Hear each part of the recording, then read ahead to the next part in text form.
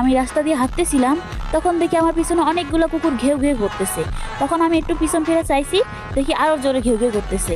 তখন আমি একটু এইভাবে মেরে দিছি, তখন দেখি আরও জোরে ঘেউ ঘেউ করতেছে। তখন কি করলাম, আমার হাতে একটা লাঠি ছিল, তখন আমি ওই লাঠি দিয়ে এমন জোরে একটা বাড়ি দিছি, তারপরে দেখি ওরা আর পৃথিবীতেই নেই। সো মামনিরা, তোমরা আগে পিছনে কুকুরের মতো ঘেউ ঘেউ করবা, আর আমরা আর্মিরা যখন পিছন ফিরে মারতে যাই তখন তোমরা আরো জল্লাপুরে ছাই হয়ে যাবা, আর আমরা আর্মিরা যখন তোমাদের পিছনে বাস ঢুকাই দিতে যাই তখন আমরা আসামি হয়ে যাই। How funny মামনিরা।